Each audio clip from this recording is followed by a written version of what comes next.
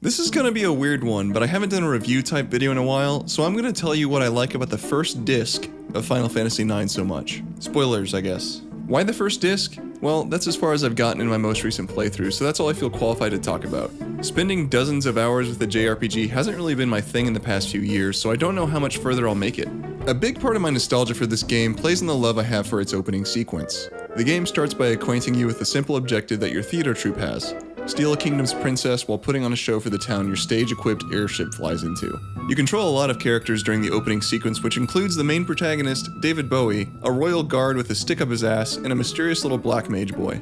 This lets you see the heist through a lot of people's perspectives, and that allows the game to show off the opening city, Alexandria. While touring the city, you get a feel for the game's setting. The whole game looks like somebody applied a layer of steampunk on top of a William Shakespeare play. I don't care for steampunk aesthetics, but this game gets a good balance of poofy shirt loyals acting prissy and gruff steam guys operating machines. The city also brings attention to how minigame heavy Final Fantasy IX is. You can skip rope if you want, perfect your sword fighting skills, or even dive into a card battle game. I was enamored with the card game as a kid, but as an adult I've come to realize how poorly structured it is, which is a shame.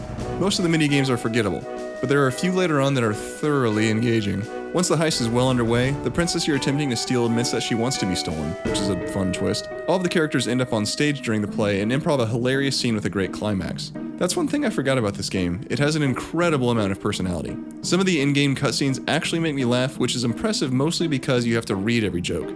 Speech bubbles popping up at the exact right time to make a conversation sound real and fluid is an impressive feat. Anyway, once you kidnap the princess, the theater ship sails away only to crash into some scary woods. The woods expose you to the combat mechanics, which revolve around an active time battle system that has its ups and downs. The perk of this system is that your fights are pretty random, and staring at the meters filling up at the bottom of the screen is a bit tense. It's not without its flaws though.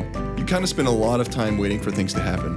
This segment also shows you the trance element of battles, which is only okay. If your character gets poked enough during a fight, they hulk out and gain extra strength and abilities. This would be awesome if you had more control over when it happened. Trance is often wasted on random encounters rather than boss fights, which is a bummer. The story in the woods is more damsel in distress-ish, but it ends on a more somber note when one of Bowie's friends gets solidified by plant magic, I guess. The overworld in Final Fantasy IX isn't really anything to write home about. The camera controls kind of suck and you learn how frequently random encounters happen. I know this is a more common trend of older games, but I think I'm now spoiled by seeing the enemies I'll be fighting before I fight them. You slog through a pretty simple dungeon during this time, and you get to fight a difficult enough boss with one character. That's one thing I can't get enough of in JRPGs, boss fights. Disc 1 has its fair share of boss fights, which is pretty great, but they all tend to be a little bit too scripted for my liking.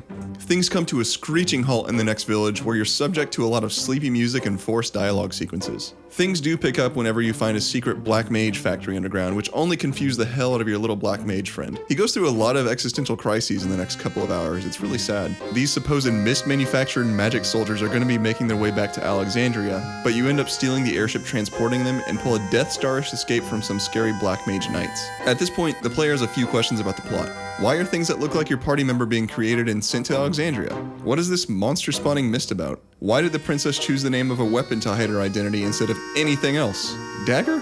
How about like Chloe? I don't know. Regardless, your crew makes it to the theater troupe's home city of Lindblum. Lindblum is a major part of Disc 1, and it's mostly plot exposition, which, while entertaining and necessary, drags on for hours. You learn that the regent of the city hired your friends to kidnap the princess because he suspected Alexandria of warmongering tendencies. I like this twist because it sums up all of the hidden character intentions in the story up to this point. You also meet a new party member whose design and backstory are both fantastic. I never played the game with Freya as a kid, but now that I'm seeing how well structured her character is in the first disc, I think I'll be keeping her in my party throughout. After an entertaining combat-focused story segment, your characters are then sent to Freya's freshly attacked hometown. So that sucks, sorry Freya. On the way to Burmecia, the game really opens up. You can nab your 6th party member in a marsh and learn about riding chocobos to avoid frequent random encounters. The new party member gave me the excuse to grind around the overworld a little bit because he or she can eat weak enemies and gain new abilities. This is pretty awesome because during battles you're always playing around with a weird metagame where you never want to kill somebody outright.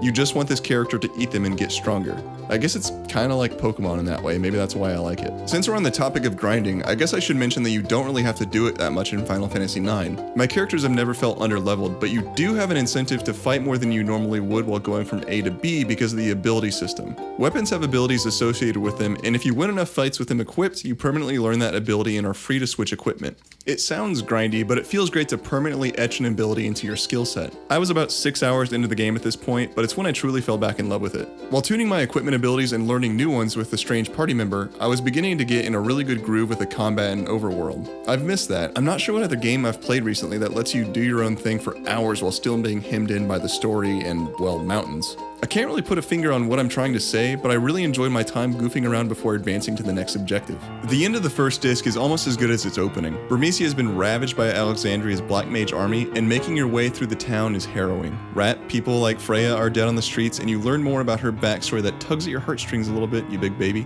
You finally confront the Alexandria elite that causes horribleness, and your party is wiped out before anything is answered. A pretty man waves his hair and thong at you and flies away on a dragon, leaving you with more questions about where the story is going. And that's it.